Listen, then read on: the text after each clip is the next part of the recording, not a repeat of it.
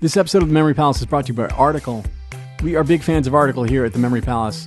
This room of the palace, the ballroom where I'm sitting right now, it's palatial, trust me, is lit beautifully by a legit beautiful lamp from Article. This stuff is of extraordinarily high quality. It is truly lovely furniture that's influenced by, mid-century modern and Scandinavian styles. I have a feeling you're really going to like it. If you've never checked it out before, summer and warmer weather is right around the corner here in the Northern Hemisphere. And they really have fantastic outdoor furniture. It's totally worth checking out. Go to article.com and take a look. The stuff looks great, and it is made with all these outdoor-friendly materials like teak and acacia wood and granite and galvanized steel and rattan. And it comes to you with a flat delivery fee of $49, regardless of what you're buying and how big the order is. So go to www.article.com/memorypalace and get $50 off your first purchase of $100 or more. That is www.article.com/memorypalace. Go check it out.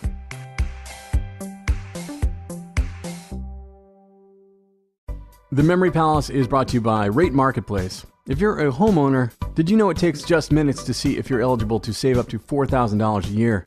Rate Marketplace is a home financing engine that uses a fast and easy online process. With Rate Marketplace, you can drop the paperwork and in a few minutes get a custom mortgage solution from your phone or computer. If you want to get started and see your savings at ratemarketplace.com/memorypalace.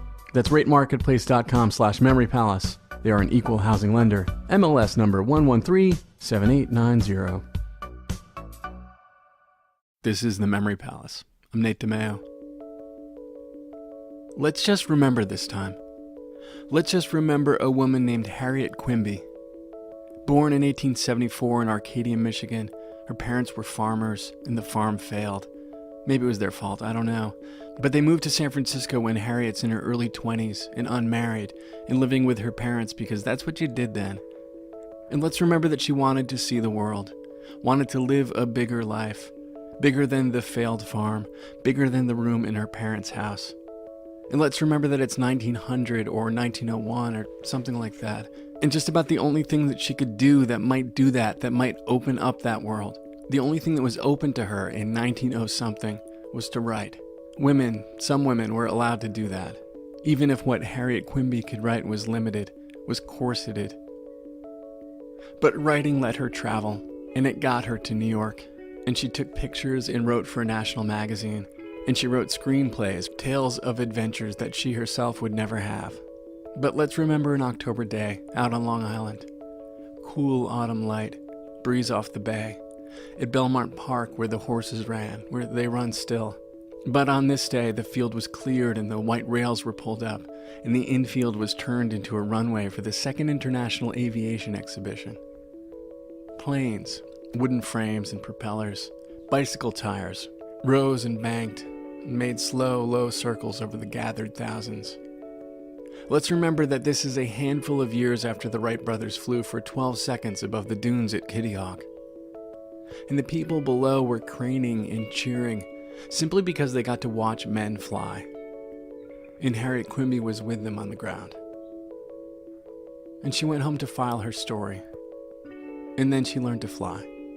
The next year, Harriet Quimby rose 150 feet in the air, circled 5 times, and landed within an acceptable distance from a designated point in the grass, and became the first American woman to get her pilot's license. Let's remember that it's 1910, and women can't vote or be engineers or get divorced or buy effective birth control, or you get all that. But here is Harriet Quimby, flying, rising above. Let's just embrace the obvious metaphor.